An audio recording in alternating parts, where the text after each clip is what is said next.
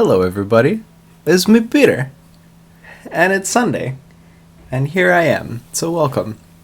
I'm just gonna give everybody some time. We're still like 5 minutes early, but I figured I'd show up because I think it says that there are folks watching right now. Excuse me.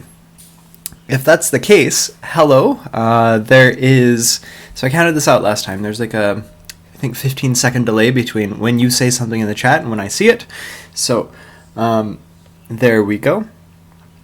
I hope everybody's doing okay. So I see, I think there's a way to see the people who's here. Let me just, I think I saw it earlier.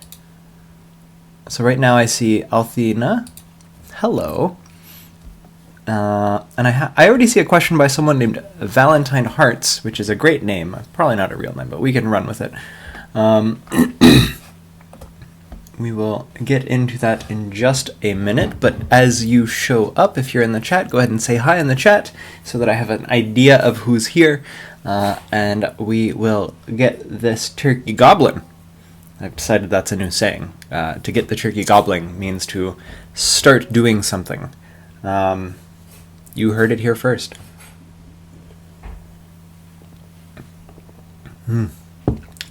Right now I am drinking a delicious breakfast smoothie, as one does, and I'm casually checking the internet stuff. Behind me, as you can see, I am coming to you live from my bedroom. Oh, and there's the mic. I'm going to scoot the mic just a smidge. I guess audio would be better if it's closer, so I'm breaking the illusion. It is fine. I see a Hervelox. Hello, Hervelox. Valentine, oh good, you are still here. Excellent, excellent, excellent. So Valentine, since you have asked a question, I shall answer your question. Let's read it real quick. So Valentine asked, at very early this morning, so kudos to you, can you give advice on how to pick the best school for your MLIS degree? I have the option to do it online or go to campus, but there are a lot of schools to choose from, and I don't know which one is the best one. Yeah, so that is a question that I get a lot. And I will do my best to answer it. So I think the first thing to keep in mind is that everybody's circumstance is different. Except right now where everybody's circumstance is exactly the same. No one can really do their MLIS at school at present. Hey RZs, I see you. And Hervelux, I see your question as well. I will get to it in just a moment. Under normal circumstances, what I would recommend is put some thought into what you actually want to do while you're doing your MLIS. So when you do a master's degree, especially for librarianship, you have some options in terms of shaping it so that it is, excuse me, this smoothie is very bubbly. You have some options in terms of shaping it to your wants and needs. So when I did my MLIS, I focused mostly on tech stuff, and I have a video somewhere, you can find it on the channel, probably over there.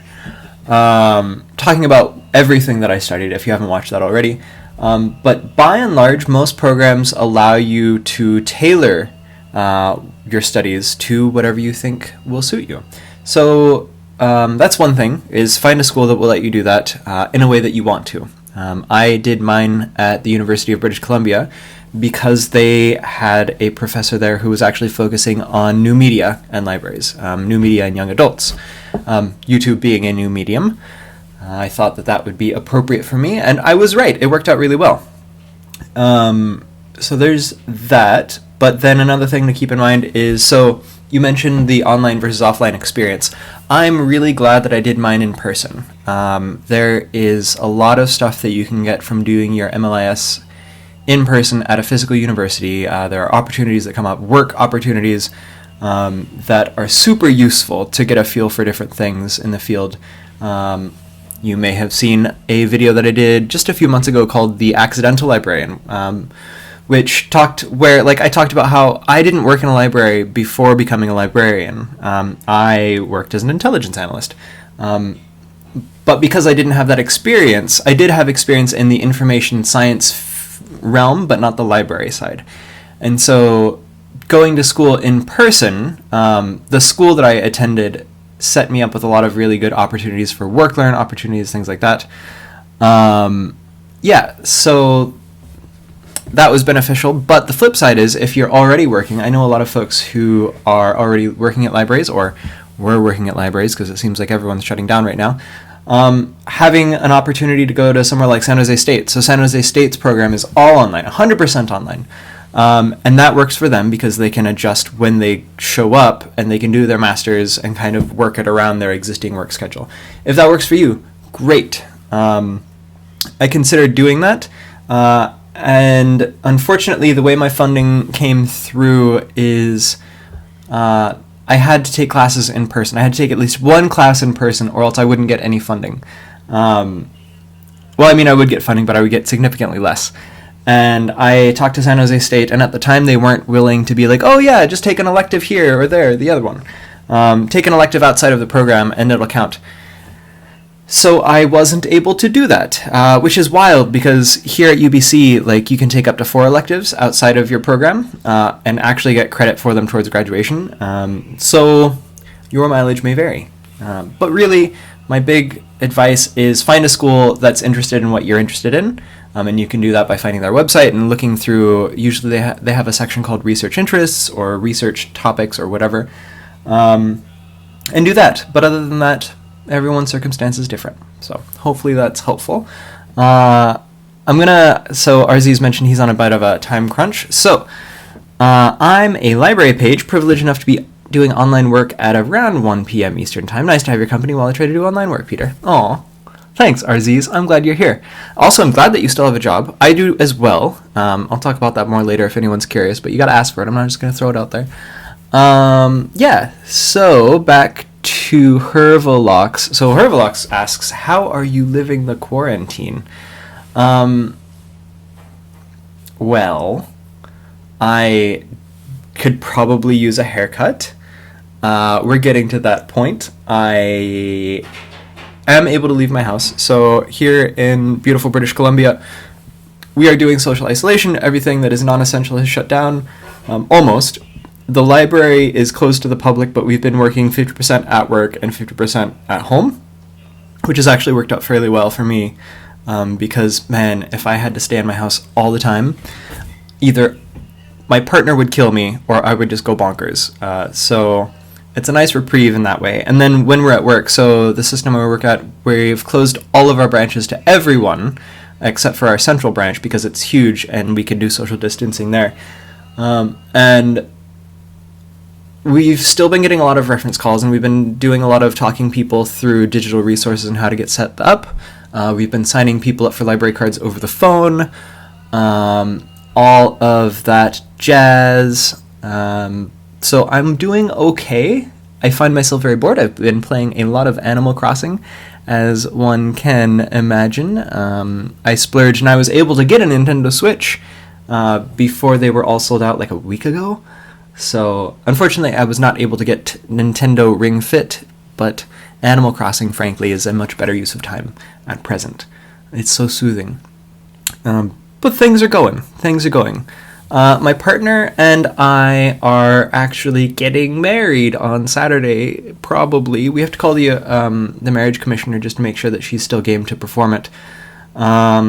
So we've been doing a lot of talking about that and getting things for that squared away and just generally low-key panicking. But, I mean, everyone is, and I think everyone is panicking about things that maybe in normal circumstances they wouldn't be panicking about, so I'm not too stressed about it.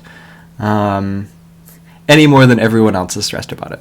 I don't know if you're the kind of person, dear viewers, if you're the kind of people who, like, where the idea of misery loves company totally rings true. Like, this would be so much harder to get through if I didn't know that absolutely everyone else in the world was also, like, going through the same thing.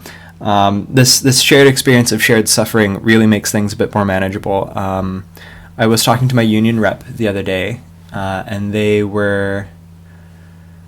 just were like, bluntly, this would be really hard, except everyone else is also in the same boat. And so because that's the case, we can all talk about it. If it was just one person or two people, or if it was just my experience, there might be a little bit more stigma around talking about, like, I'm freaking out about my employment situation. But everyone is, and so everyone's talking about it. And as my dear patron saint once said, anything that is hard is worth mentioning, and anything that's worth mentioning is made easier for it just by talking about it. Or something along those lines. Mr. Rogers, if you're curious. Patron saint of me. So that's how I'm doing. I've been not sleeping super great, just like everyone else. I've been doing okay in terms of taking care of eating healthily, but I have also been not exercising because staying inside is so much easier. Although the weather's a bit nicer today, so that might change. Might go for a walk. What about you? What are you guys doing to get through all of this? Let me know in the comments below. Comment, like, subscribe. Sorry, I have to say that because I'm on YouTube, and so like if I don't, it just doesn't feel right. Next question. Glad you saw the video, Valentine. And you're welcome. Thank you for coming here and for caring enough to actually consider getting an MLS, regardless of what you want to do with your life. You have not missed too much at all, Blood Honey. We are just getting started. I talked a little bit. So Valentine asked whether how to pick the best school for your MLS degree, and I gave general advice. I just finished talking about how the quarantine's going for me, and that's been a blast. This is my not really face. It's been a blast. But other than that, you're just in time. Next person, Tyler Kerstetter says, "Hey Peter, I love your videos. I'm currently studying for an MSLS and it is going well. Although I'm scared to graduate into this situation. I'm worried about finding a job." Well, you and me both, buddy. So this seems like as good a time as any to talk about what's going on professionally for me. Unlike most of the systems where I live, my library system and the municipality that we're attached to did not lay everyone off immediately. So background information, I'm an auxiliary librarian. So the way that works is I get work shifts assigned to me as needed, typically 6 weeks in advance. A couple weeks ago, we stopped getting shifts given to us. And I think we all kind of all expected that because budgets being what they are. But we were told that we're going to keep our shifts and we're going to keep showing up. And so like all of the other library systems around our municipality have closed and like laid everyone off. Like, to be super clear, no one has a job anymore. Like a few people still have jobs in management and stuff like that. But all of the auxiliaries have been laid off. So I've been really trying to be like, I'm glad that I still have my job. I know it's not going to last, but I'm going to appreciate it while I still have it. Yeah, it's exactly as stressful as you would expect. So we just got an email from the city manager. So I'll get back to that later. That was passed on to us by our chief librarian, basically saying, hey, the union and the city have come to an agreement and we're going to send out layoff notices in like a week, and you will find out then if you're getting laid off. And I'm not surprised. Again, I was expecting this to happen. Like on the pecking order that exists in the library, I'm pretty much the lowest. I have seniority over maybe like a single person, but it still sucks. The good news is that the library is giving us, like, they're going to honor the shifts that they have scheduled for us 6 weeks from when we get laid off. So we'll get paid for those, even though we won't be working them. And then probably what they'll do is, since I'm an auxiliary, I still work like 20 to 30 hours a week. So what might happen is they will look at the weeks prior to the end of the schedule and use those to determine an average for the few remaining weeks that I don't have shifts scheduled for, to get us to 60 days basically of a severance package. So that's great, and I'm super not excited, but I'm super happy and very relieved that that's happening. I'm not happy about not having anything to do, so you probably will all see more of me. If you want more live streams, let me know in the comments below. Or to the side, wherever the comments are right now. I think over there. But, you know, the flip side to that is I live in Canada. I live in British Columbia, and I do qualify for employment insurance, so I'll get a little bit of money because I've been paying into it for like the past 4 years since moving up here in 2016. So that's a relief. It's not great, but it is what it is, and we take it as it rolls. Yeah, so that's... I feel you. All of that to say, I feel you, Tyler. Right now is a super scary time for everyone. I can't make you any promises, but I think... Well, what we can do, we can put a positive spin on things. So historically speaking, the big impact, the reason everyone's getting laid off is because the economy is tanking. But we can look at past experiences to see how that impacts libraries. I talked about this a little bit in my video about gender and librarianship, about how right now there's it's a huge gender imbalance. Like 82 or 83% women to the remainder being men and non-binary folk. And also, librarianship tends to be older. Librarians tend to be older. The average age of librarians in North America is something like 49 and a half years old right now. So there's that. And when in 2008, when the market crashed, what happened for libraries is, first of all, lots of people lost their retirement. So people were no longer able to retire, which is one of the reasons that there haven't been as many vacancies opening up as possible. Along with that economic downturn, what happened is libraries had to tighten their budgets because they stopped getting as much money from their municipalities. When that happens, they had to cut positions. So, of course, the positions that get cut first are the folks with the lowest seniority. Which sucks, and I suspect we're going to see that again. But another thing that happened in 2008, after 2008 rather, is libraries saw a huge spike in demand, and that's because when people don't have money, they do what they can for free, and libraries are free. So, free for everyone, just about. And that's great. So depending on how things play out, we might see a huge structural change in society in North America. Well, like worldwide, because let's be honest, COVID-19 is absolutely everywhere at this point. And everyone is handling it about as well as everyone else, with the few exceptions of like Hong Kong, Taiwan, Singapore, South Korea, Vietnam. But by and large, we're all facing the same things. And I'm really curious to see what that means for society at large, to see what changes happen.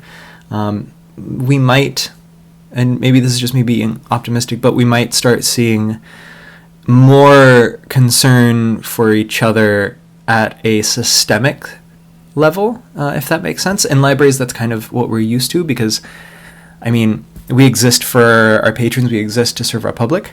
And if that happens, maybe libraries will start getting more funding. Maybe the jobs will come back with a vengeance because there will just be more demand. Who knows? Maybe housing won't become an issue, or will become less of an issue. Only time can tell. But based on the idea that demand went up after the stock market crashed, I suspect that that'll happen again. So we'll see. But yeah, good point. Let's go to the next question. Thank you to everyone who congratulated me, and for those of you who are just tuning in, it's because I'm getting married next Saturday. 90% sure.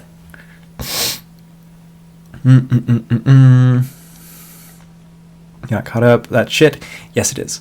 How do you keep up to date with news in LIS? Asks Servalox. Yeah, so I have an unhealthy addiction to Twitter, so there's that. There are so many librarians on Twitter, and I can, if you tweet at me, here, let me just put that up. If you tweet at me, you can see down there, I will show you some folks who are hip to it. And then my school, like the students at my school and various alumni at some point created a Facebook page, not a Facebook page, but a Facebook group for alumni. And so a lot of stuff gets posted there. One of my friends, maybe one of you know her, Colleen Tyson, who is, what's she doing? I think she's either at University of Iowa or UPenn. I don't remember. She's hopped around a couple times, but she's an archivist, and she started a Facebook page about LAS in the news, or LAS current goings on. She's also on Twitter. I think it's at libcolleen. Let's see if I can track that down for you. libcolleen. Yep. So let's do a little bit of magic. I'm going to insert text, and you can follow her. Notes on screen at libcolleen. Oops. At libcolleen. So again, Colleen Tyson is an archivist. Follow her. She is a great source. She is on the media all the time, and she will make sure that you will know what's going on. So that's that. How else? Just read the news. If you have a Google account, which considering you're in YouTube, you probably do, you can go to news.google.com and you can set up your interests and then specify that you're interested in libraries and you're interested in information science. And it will just automatically create a feed for you and send those things to you, stories that it thinks are relevant. Sometimes it's a bit of a doozy, like I keep getting random news articles about libraries across everywhere that like aren't pertaining to me. But the flip side of that is it's kind of nice to see like, oh, great success stories. Or the flip side, oh, this library system just hired a dude with an MBA to become the chief librarian. Like, why? Was there really no one else who was qualified to take that job? Whatever. It's fine. It is what it is. The best we can do is support him and make sure that he gets taught how things work. So that's how. Is the streaming going to be uploaded in some social media? Thanks. So this streaming is going to reside on YouTube forever and ever on the channel. When you go to the Stacks and Facts channel, you can go and look at the videos, and it will be saved in perpetuity until YouTube runs out of money and starts deleting things. So that answers that second part of your question. Aaron Brown, do I work for a city government? After a fashion, so I work for a city insofar as the city funds the library system. So the library is a separate entity from the city, but it's complicated. In fact, this is a great time for a segue on how all of the things that COVID-19 have revealed about librarianship and governance and libraries. So the city I live in is a fairly large, it's not a small city. I'm not giving you too much information because privacy, but they're not a small city, and they have a very healthy budget, and they have a very healthy savings.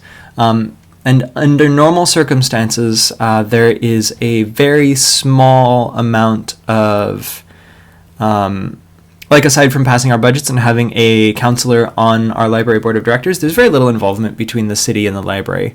Like they process paychecks, but it's up to library employees to actually take care of the time cards and process them and all of that stuff. But after all of this started happening, and once the city, excuse me if you're hearing me burp, after all of this started happening, and after the city activated its emergency operations center, all of like that boundary between the city and the library just went away. And I was talking to, we had an all hands meeting at least 6 feet away from everybody at the library, of course, the other day. And one of the folks said that one thing that no one was really expecting is that while all of the library systems were super used to their municipalities being totally hands-off, now that we're in an emergency, it's totally the opposite. So as an auxiliary librarian, I was offered the opportunity and accepted the opportunity to go work at my city's emergency hotline in the call center, because I've worked in a call center and I figured it would be something to do. And since I'm a city employee, all that entails is me going to the place, and then my supervisor for that particular shift adjusting the timesheet so that it's under a different pot of money, as it were. And yeah, that's just one example, but like, while there are so many things that we could be doing, I don't know if this is the case, but it certainly feels like because we no longer have that autonomy that we had before all of this went down, it's been really hard to adjust to the changing situation meaningfully as an institution. And that's really frustrating because like I feel like, well, as you can tell, I have some experience with this online provision of service and online interactions with people. And like, nothing would bring me more joy than to set up a live stream for my library, set up an online portal, or do something, or even just like help my bosses record messages of like, hey, everything's going to be okay, we're here for you, call us at this line, here's how to check out ebook, all of this stuff. I would love to do that, but we can't. Because like everything's going on and it's wild, and I'm probably going to lose my job. And it's bonkers that like, and I'm nothing special. Like, everyone has their own set of skills, but I feel like right now for this particular set of circumstances, I shouldn't be fired or laid off, to be clear. I shouldn't be laid off because I have these skills and I am an asset that like no one else or very few people are. But again, the library has lost a bit of autonomy, and I don't know if that's why that's happening. Maybe it is, maybe it isn't. But it certainly feels like a lot of stuff is grinding to a halt because we just don't have as much control over things as we once did 2 weeks ago. Y'all, it's been like 2 weeks. It's the longest 2 weeks in the history of 2 weeks, I tell you. So I'm just going to have a sip of this. Yeah. Alright, so 7143 Travis says, "Hi Peter, I'm about to attend grad school for academic librarianship, but I still don't know whether or not I want to do that or public librarianship. What have your been experiences with both?" Good question. Okay, so my experiences with both. I have not been an academic librarian. Sorry, I have to touch my face. I haven't been an academic librarian, but I've worked at an academic library. I did that while I was doing my master's. I did a research project, actually, with our library on how to make our archive, our university archive, that's been digitized, useful to grade K through 12 teachers in teaching social studies. Because we have tons of really cool, really historical, like, primary sources. And my supervisor, Erin, is a treasure, first of all, and a true hero, and I hope she eventually finds out this. I know that she knows that I think of this of her. But she hired me to be her research assistant, her graduate research assistant, and I did that for 1.5 years. And I was super happy when our university hired who they did for our chief librarian. I can't think of her name at the moment. Susan Parker, who came up here from, I want to say, UCLA, and she's a treasure. And honestly, I would have been so happy to become an academic librarian at UBC, and I applied for a few jobs and just none of them panned out. But it didn't work out when I graduated, and I needed to get a job because I got bills to pay. And so I applied for some jobs, and eventually the first job I got was not at a library. It was for the provincial government. But then I ended up working at the public library that I work at now. And I love it. I unexpectedly love it. And you can watch any video of me talking about my experiences to get a feel for just how much I love being a public librarian. And the reason is that I truly deep down philosophically feel that librarians are in the unique position to help their communities understand things that they wouldn't otherwise have access to. So like the library's mission, in my mind, this maybe your mileage may vary, maybe other people have different opinions, but to me the objective of a library is to provide for the information needs of the community that they serve in a way that works for the community. And I think that a friendly face goes a long way in that. And I think that mission statement is the same whether it's an academic library or a public library or whatever kind of library it is. But the reason that I love being a public librarian is because I think that unlike any other kind of librarian, you are put in a position to help the most people in the biggest way possible. With a university library, and not like in the most direct way possible, I should say, not in the biggest, but in the most direct. At a university, as a university librarian, you still have a huge impact. You are helping really smart people do really smart things to better all of mankind. And that absolutely matters. But I think that it can feel a little detached from your day-to-day actions. Your day-to-day actions can feel a little detached from that overarching mission of making the world a better place. For me, I love going to work, and I love just helping people over the phone get access to things that they're trying to get access to, because I think that that matters. For a long time, I worked in a job where I was told it mattered, but I never saw the end results of that importance, of that important work that I was doing, because I was doing top secret stuff. I was in the Navy, I was an intelligence analyst. And in that situation, if you do your job right, no one finds out. Like that's the objective. If you do your job wrong, bad things happen. But if you do your job right, no one finds out. And so after doing that for as long as I did, having the chance to feel that direct impact and seeing someone just being so appreciative, or walking someone through the experience of like, oh, here's how to do this thing. A lot of people find that kind of public librarian work really boring, but for me, like, I love teaching. I love watching people experience that aha moment. And so, like, there's nothing better. I think it sucks that public libraries, by and large, don't get the support that they need to make that happen all of the time. And again, I'm super worried about what's going to happen, and I'm going to do my best to remain cautiously optimistic that it's all going to work out in the end, but we'll see. So those are my two experiences. I really did, all of that said, I did love the work that I did with the academic library, with the university library. I would love to get a job there.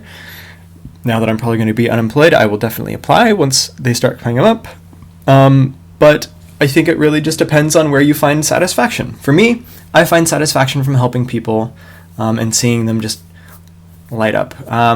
If you're a little bit not higher brained, but like if you're more into that intellectual stuff and you want that rigor, and that's what does it for you, consider academic librarianship. Just keep in mind that in either situation, it will be hard to get a job. So, at least in the interim, consider perhaps jobs outside of librarianship. We'll see. Next question, Tyler. Yes, I would love more live streams. Weekend ones are great if you announce them ahead of time. Noted. Philip. Hey, Philip. You're great. So Philip's in Florida, and Philip is a great success story. He started watching me before he graduated, and then he graduated. I think this is the case. Tell me. I'm talking to the microphone now. Philip has been in contact with me for like a year, and he's what a great guy. He offered to help with some channel stuff if I ever needed it, but he is a great resource, so you guys can ask him in the chat what it's like being in a public library. In any case, he has a job. Ask him about it. Assuming you still have a job. I know this is not the case for everyone within the past couple weeks. More is good if it's what I want to do. Thank you. Aaron says, I would think that if your employer had set the budget for 2020 and 2019, so everyone should be paid through the end of 2020, but I may be wrong. Yeah, so I think the tricky thing with all of that is that we are in an emergency, and so money's getting reshuffled between different departments. And then on top of that, like I mentioned before, I'm an auxiliary librarian, so my shifts only ever got scheduled 6 weeks in advance. So those 6 weeks that I got scheduled are guaranteed because they're funded. But beyond 6 weeks, nothing promised. So, yeah. Let's hope so. Congratulations on the nuptials. What is the live streaming platform? So this live streaming platform, you were watching me on YouTube. I am using, here, let me do a thing. I'm going to show you give you a peek behind the screen if I can figure out, why isn't it letting me, hold on. Let me just, I'm using OBS Studio, oops, cancel. And for whatever reason, it's not letting me move the window. Well, anyways, this is the back end of the YouTube streaming side. So this is what I see. But then in the other window on my other screen, because I have two monitors set up, I have a thing called OBS Studio. It's pretty cool. It's very useful. It lets me do things like flip between windows and put text on screens. So there's that. You can set up screens. So I've been using this screen when I stream on Twitch, which I have been streaming on Twitch very rarely, but I'm trying to do it more. If you want to watch that, it's just twitch.com or twitch.tv/stacks@facts. Here, I'll show you. Notes on screen. We're just going to make this visible, and we're going to go to properties. Twitch.tv/stacks@facts. The capitalization probably doesn't matter, but we're just going to pretend it does. Make it a little bit smaller. Yeah, so that's where you can find me on Twitch if I go on there. But I figured since most of my subscribers are here on YouTube, you might want to know that I'm doing streaming, and you won't do that if you don't know that I'm on Twitch. So I figured I'd do this here. Plus, it's a good, like, there have been talks coming up about the importance of recording what's going on now for the future from all different points of view.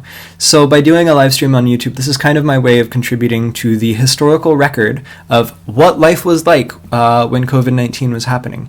For those of you who are subscribed and saw, I did a video called Libraries versus COVID-19. And while all of the stuff that I put in there was accurate at the time, in my own opinion, it hasn't aged super well. And I keep debating about whether or not I should take it down or unlist it. But the way I see it is it has a timestamp. Everything in there is timestamped. All of my sources are cited. And so I think it might just be more useful to keep it up for the internet researcher of tomorrow who wants to know what life was like. And what people were talking about and how people were thinking at different points of time. And that's why I'm doing this here. And that's why I'm kind of a little bit more amenable to doing more live streams on the channel now. Because we are in history, y'all. We are in history. I just saw a thing on Twitter talking about how, like, we're living through the stuff that goes into textbooks, in history textbooks. And by and large, in our daily lives, we are still doing the weird things. We're still doing our dishes. We're still washing our clothes. I'm still doing live stream and doing YouTube stuff. And I think that that's interesting. And an important thing to keep in mind is, like, and I think it also helps us reframe how history happens. One of the first things that I wanted to do once I realized that the library was closing is I wanted to find a book about life. Like, I wanted to find someone's diary from the period right before World War II, or World War I, or any of that stuff, to see what people were talking about, what people cared about. And you can do that. This would be a great time to go check out the digital archives of universities around the world, because they probably have historical materials from that point in time. But I wanted to do that just to see, like, how people's lives were, like how mundane life was, and how eventually it got mundane again, to get that sense that everything old is new again. And the flip side is everything new will become old at some point. So, yeah. I don't even remember how I got on that segue. Let's see. Congrats on the nuptials, live stream. Oh, right. And all of that from the live streaming platform question. Hello, scales and arpeggios, and welcome to the live stream. I'm Peter, if you didn't know. Hopefully you did. Philip, thank you. Good things must be on the horizon, though. That's what I keep telling myself. I think everything's going to be fine. Hello. Hi. Hi. Hi, Internet. That's my partner. She says hi, Internet, if you didn't hear her. I'm going to walk the dog. Okay, and she's going to walk the dog, and she's going to be back in a bit. Okay. When she comes back, maybe I'll show you the dog. The dog's pretty good. Yeah, I think eternal optimist, and that doesn't mean I'm always optimistic. Like this morning, Dre and I had a chat about big picture stuff, because it's scary, but I think at least we're going into it with eyes wide open. So I'm glad that you love your public library job. I don't always love being a youth librarian. My managers can make the job grumpy. Ooh, no tea, but yeah, it's so interesting being at the bottom and knowing all of these things that I know and seeing all of the things that could make things so much better for everyone, and like suggesting things and just casually mentioning to people, oh, we could do this, what if we did this, blah, blah, blah, and seeing it go nowhere. It's so frustrating. But we'll see how that works in 5 or 6 months, or like a year, depending on how long it takes when things return to normal.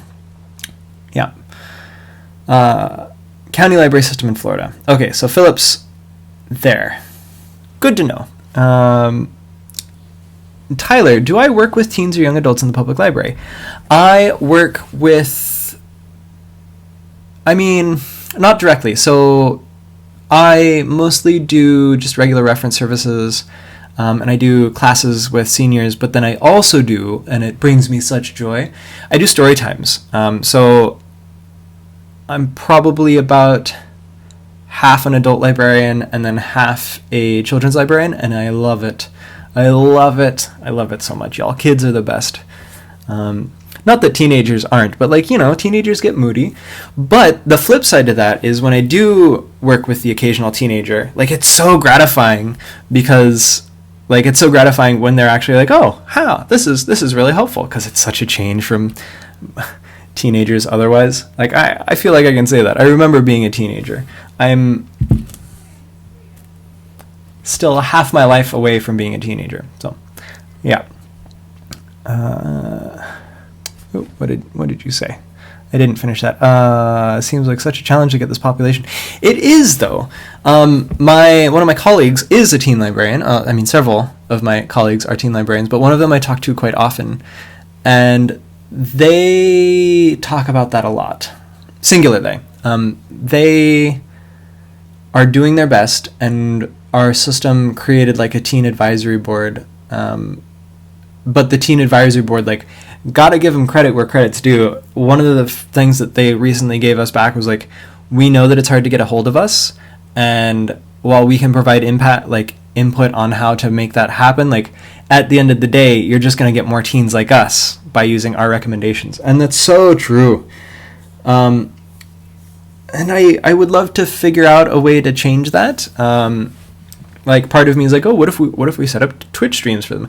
And let's be honest, my 16-year-old niece would not tune in to watch me stream on Twitch to play anything. My 13 or 14-year-old nephew wouldn't either, because I'm boring. I'm great for adults, but I'm an acquired taste, and I don't think teenagers have acquired that just yet. So, yeah, good question. Zoila Lulu, sorry if I pronounced that wrong. Maybe it's Dutch, maybe it's Zaula Lulu. I'm 5 months into a fellowship as a visiting faculty librarian at a university, and I can't tell you how fortunate I feel to still be working and receiving a paycheck 1,200 miles from home. They live in Texas, where they seem to be taking the pandemic less seriously, and I'm so scared for them because they're all at risk due to chronic illnesses. Yeah, I feel ya. My partner has an autoimmune disorder, and I'm while I'm glad, I'm not super jazzed to be losing my job, but also I'm not super jazzed that having my job meant that I would have to leave the house and go into the public. I'm still doing most of the grocery shopping, or all of the grocery shopping, because my immune system is just fine as far as we know. I don't have any respiratory problems or conditions that would otherwise put me at threat. or in danger. But like a bunch of city positions have opened up. So we have warming centers for folks affected by homelessness. And they did a big hiring push. And I would have loved to do that. But like I can't put my partner Dre at risk. And she would be like, I trust you to take whatever precautions. And I'm like, thank you. But like, it's not worth it. Yeah, especially here in Canada where, like I mentioned before, I do get employment insurance. So we'll wait until the market clears up. I'll keep looking for jobs, try and find something that works out. But yeah. And then Texas, oh man. So I'm an American living in Canada. And ooh boy, let me tell you how fortunate I feel right now to live in Canada instead of the United States. I don't even know where to go with that conversation. Like, it's stressful just to think about healthcare considerations back home. And I have it good because, like, I'm a veteran. I'm a disabled veteran. And so I get healthcare through the VA. And it's free when I'm in the States. But, like, you know? So, Canada's been really good. But I have been getting homesick.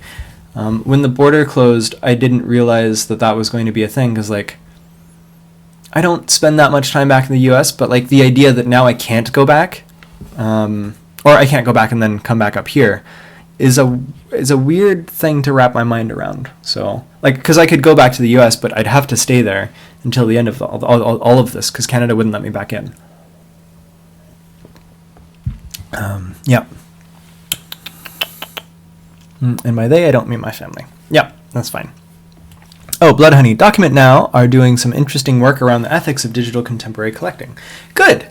I think we need to think about that. There are a lot of ethical considerations to put that people just don't think about when it comes to digital stuff. Like, I just talked about how I'm doing this kind of as a way to contribute to the public record. I consented to that. None of you did. Like, you kind of did by virtue of participating in the chat, but I don't know if you did that willingly, or really with that at the top of your mind that, like, all of this is going to be saved in perpetuity for whatever perpetuity means at this point. I hope that's okay with you. If it's not, stop participating, I guess. But otherwise, thank you for being here, and thank you for lending your thoughts to this. I do think it matters. But that's just one thing. There's matters of privacy, there's matters of consent, there's matters of who benefits from us doing this. So many things. So check out @DocumentNow on Twitter. Thanks, Blood Honey. Zoila says, oh, right. Althina, have library folks noticed a difference in what people are checking out? Not just format, but also genre. Good question. I haven't been paying attention. We're closed to the public. I'm sure that our digital services head is keeping track of that stuff, but, like, she's so busy with everything else right now that I don't think she cares either, except insofar as, like, making sure that we have enough copies, enough licenses of books for people's demand. Like, we did a really big purchasing push when we closed to the public because, like, we only have so many licenses for so many ebooks. And then we also changed our website so that we now take more input, more requests for ebook purchases, because we've basically frozen our paper, like our physical book ordering. We're not receiving shipments anymore. But that's not in my wheelhouse, so I couldn't tell you. But it's a good question. My local archive, this is Blood Honey, is encouraging and inviting people to keep a diary. Good. Lambeth Archives in London. Blood Honey, is that London, Ontario, or is that London, England? I gotta ask, because there's one in Ontario, and being in Canada, one never knows. And then CJ Sherbatsky says, I'm not sure if this was already asked, but what do you think the overall impact of this will have on librarianship? I currently work as a medical librarian and also lead our IT team, so I'm fortunate enough to still be working, but it's a very weird feeling seeing people have to change their paths because of this. Yeah, so we did talk about this a little bit, but I can give you, like, the 2-minute recap. Basically, I don't know. If we look in the past to see how other economic downturns have impacted the profession, like in 2008, what we saw is people stopped retiring. People who had jobs stopped retiring because their retirements got wiped out. And I think that that's going to happen again for the folks who are able to not retire. Because, the stock market over the past week shed a third of its value. And if you don't know how stocks work, basically it's an index of a bunch of different stocks. So it's not the stock market itself, like the Dow Jones Industrial, doesn't have a value assigned to it. It just has points that refer to the overall health of the stock market. And a third of all of the money that was invested in any company anywhere just vanished over the past week. And a lot of that was retirement. Retirement funds that are held in the stock market are just gone. So because of that, we will see fewer retirements again, which really sucks because I feel like we were just on the cusp. We were just on the cusp of the folks who were putting off retirement after 2008 getting ready to retire now. And since they're not retiring, that means that there will be fewer new jobs, which I think is going to push the overall age of librarianship back up. So I mentioned this earlier, the average age of librarians in North America, I think according to the ALA, I trust you to find the source and correct me if I'm wrong, is like 49.5 or 49.6 years old. Now that all of us young people have lost our jobs or will be soon losing our jobs, except for you, Philip, I'm really glad that you haven't yet, and also you, CJ, that age is going to go back up. And I'm not thrilled about that and the impact that that's going to have on the profession. I think who was it that asked? Was it someone asked about teen services, and I answered... Well, anyways, you know who you are. You asked about teen services, and I think that one of the things that makes it hard to appeal to teens is old people. And I think that as the average age of librarians stays older, it makes it harder to reach those people. And that sucks. That super sucks. Like, maybe what'll happen, and I was talking about this earlier, maybe what'll happen is the market crash is going to be so bad that, like, libraries have to lay off a huge amount of people, but then it will come back relatively quickly, and they'll be able to hire again, and maybe libraries will prioritize hiring younger people because they can get... Like, you can get away with paying someone my age a lot less than you can get away with paying someone 20 years older than me with 20 years of experience. I've seen that happen at some academic libraries. So UBC has been doing this thing in job postings where they say, while everyone is welcome to apply, we're looking for folks with 5 years or less of experience. And to me, I'm like, oh, great. That means they're trying to get younger people in with brighter ideas. But then, like, one of my older colleagues was like, or it can mean they just don't want to pay people as much money. It's like, oh, yeah. Oops. So we'll see. We'll see. I don't know. But... So that's just from, like, the hiring perspective. I guess from the provision of programming perspective, I think that we're going to see changes in programming. We're going to see, like, I think we've all been kind of waiting for a big expansion of ebook lending and digital service provision, and I think this is the thing that's going to kick that into gear. So that's cool. Maybe finally we'll start seeing Amazon letting people use their Kindles to check out ebooks in Canada, because right now you can't. Only through some library systems in the US is that allowed, which sucks. Ugh. But I have a Kindle, and I would love to read my library, ebooks on it, so we'll see. So there's that. Okay, London, UK. Excellent. Oh, Bloodhoney, are you from City University, perhaps? ? You just let me know. Valentine, what was the process like moving to Canada, and why did I choose to? Couple reasons. The first one was, and I mentioned this a little bit earlier, when I was looking at universities to go to, I wanted to find somewhere that was interested in the same things that I was interested in learning about, and that had people who were interested in that same stuff. So I looked at all kinds. I made a list of like 10 iSchools along the West Coast and like 3 on the East Coast that I would have considered going to. But UBC was the only one that had, at the time, an expressed interest in that topic, which is new media, specifically new media for teens and young adults. But then the other big thing is cost. I paid so much less, well, had I been paying for it, because the Navy paid for it, because I'm a veteran. But the cost of the school in Canada is so much less than the cost of the school in the US. It's ridiculous, and the education is just as good, if not better. I know that you don't really put a lot of stock into like those world rankings, but in case you want to, UBC's iSchool was recently ranked #1 library school in the world. Like, that feels good.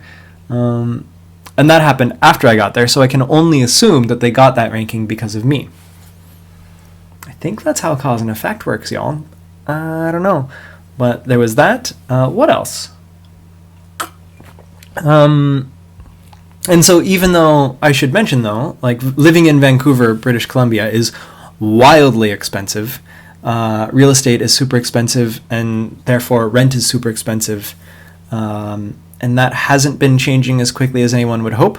But the flip side of that is if you're American or if you live in literally any other country, the Canadian dollar tends to be a bit weaker than every other currency. Just a little bit. Like right now it's really bad. It's like 69 or 70 cents to the US dollar.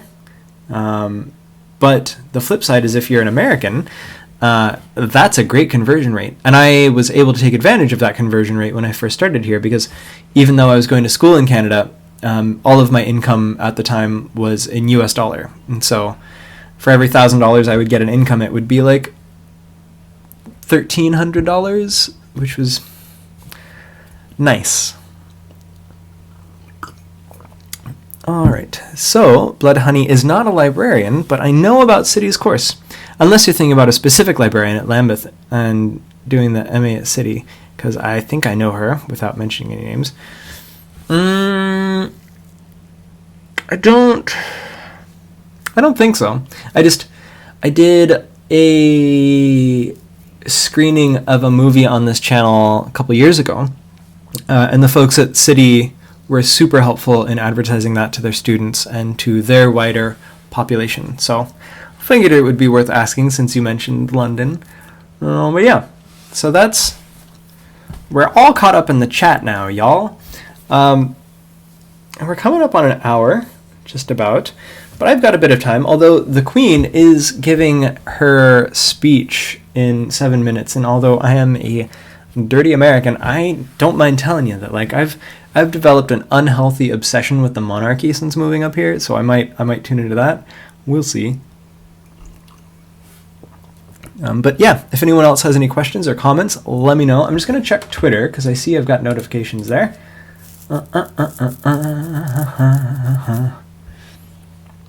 So, Stephanie, let's check Facebook real quick.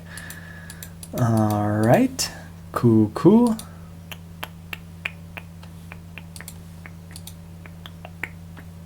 So, yeah, things are good otherwise. I've got coffee, I've got smoothie, I had a bowl of cereal.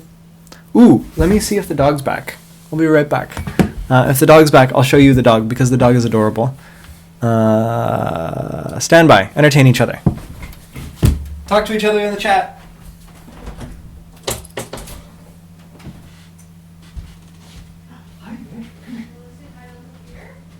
Hi to Uncle Peter. I just come to pull the dog. The dog walked up and they fight. Oh, Peter is shooting for holding people on the internet, kind of like you and I are talking to each other, only lots of people are watching. Oh, I got the dog, y'all. Oh man, she's so heavy though. I can't do this so much anymore, but she's such a good dog. Okay, let's see. Where? Full screen. So this is the dog, as you can see, she's thrilled, but her name is Vic. Oh, goodness. But yeah, Vic's a good dog. Are you a good dog? She's a very good dog. You can't see, but she's wagging her tail. Yeah. Apparently the walk got delayed because we have some friends down in Australia who have a kid, and the kid is a gem, but she just called Dre for some online streaming chat. I'm out of shape. But dog's okay. Dog likes this. Right, Vic? Who's a good dog? You're a good dog. But I'm going to put her down. Unfortunately, she's trapped in my room because I have a baby gate. Come here. To keep her out normally. Look, it's the people. My room is a mess, but we're just gonna... Yeah. Hey, Vic. Hi, everybody. It's me, Vic. Okay, I'll see you later. Oh, wait, I'm trapped in here. What do I do? Sorry, I tend to talk to the dog a lot because I'm a little ridiculous. I'm going to let her out, and I'll be right back. Vic, you want out? Okay.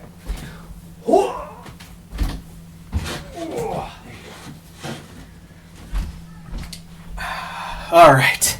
She's such a good dog. Okay, so...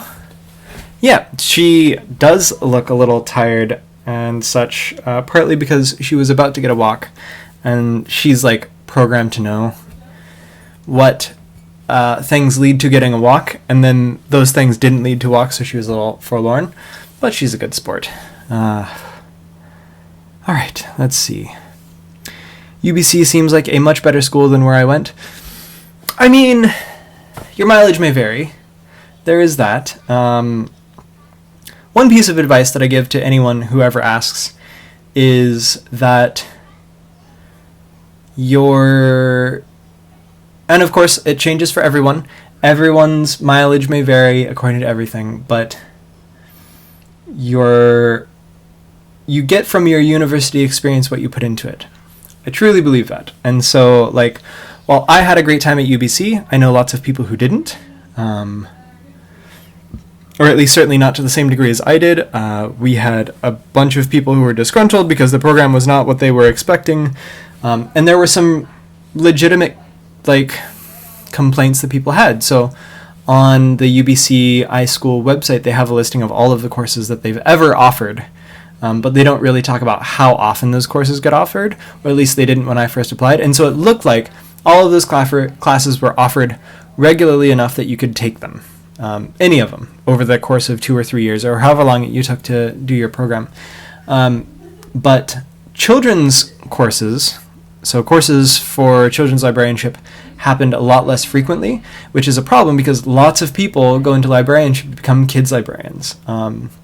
So, like, I took a single course around that topic, which was my New Media for Young Adult course, where I put together a taxonomy and the basic workings, like a technical document to make it work for educational videos on YouTube, which if you're interested in, check out my Twitter. There's a link there right now because YouTube just released their own thing.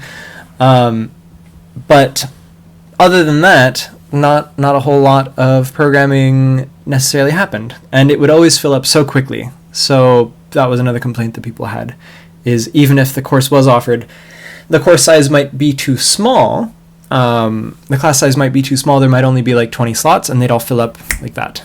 So, yeah. I feel for the school because, like, they can only offer so many classes because they only have so many instructors, there are only so many hours in the day. But otherwise, like, yeah, things are okay. I liked it. That's the important thing, is I enjoyed the program that I did. But other people's mileage may vary, so that's fine. Totally okay. Just gonna pull up the analytics. We've had really good retention. I'm glad that you all have stuck around for as long as you have. Thank you for being here. Let's see, what other things do we have in the comments? Liz needs to pay her taxes. Yeah. Yeah. I tell you, those Windsors, or the Tudors, I don't know. Philip says, Doggo, hello. Doggo says, Philip, hello. How long do I prep for work with kids, and what resources do I use? So, when I work with kids, it's usually for story times. And the best resource for story times out there is called Librarian. I'll just put it here real quick. Properties.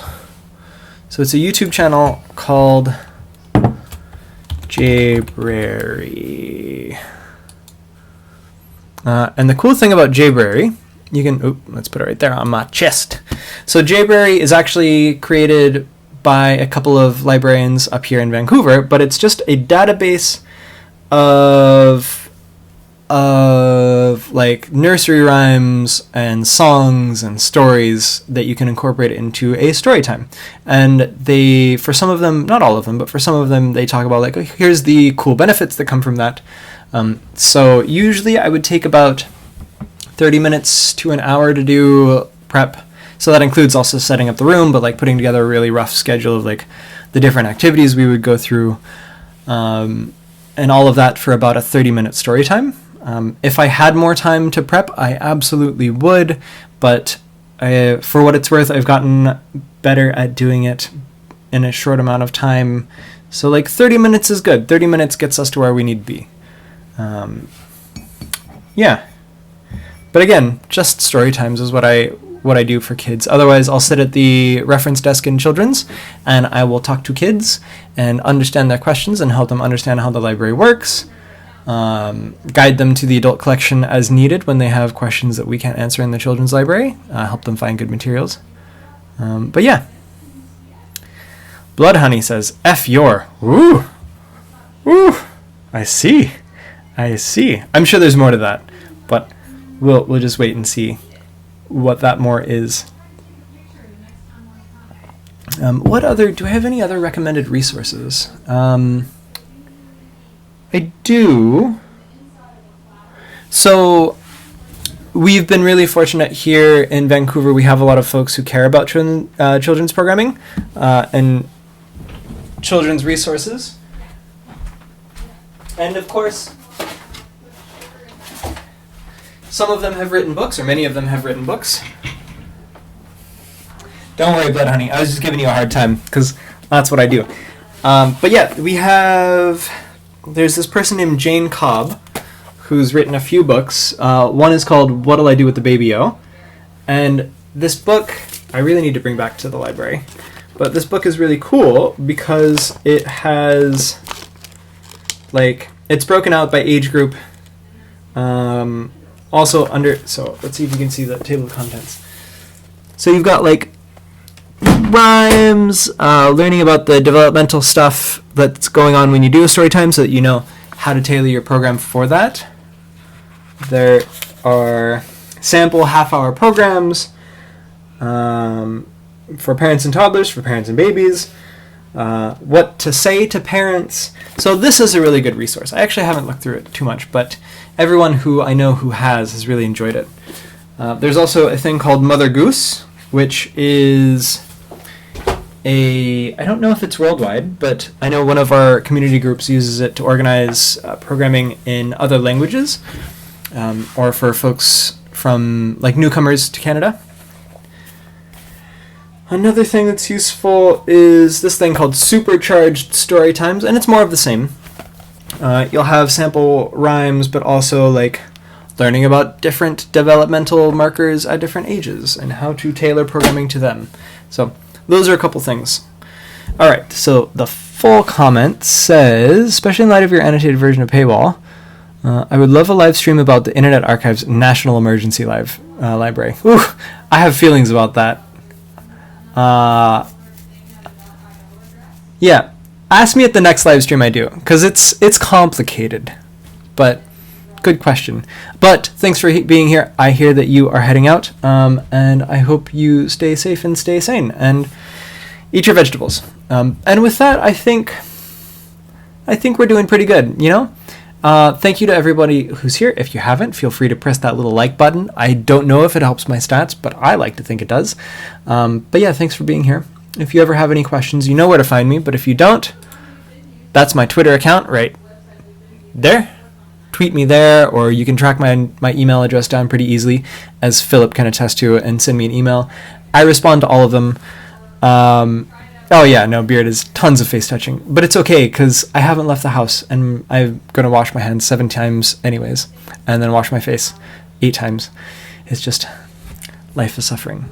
But yeah, thanks everybody for being here, and stay safe, stay classy, stay awesome. I love you all, and take care of each other. And until next time, don't forget to ask questions. Okay, bye y'all.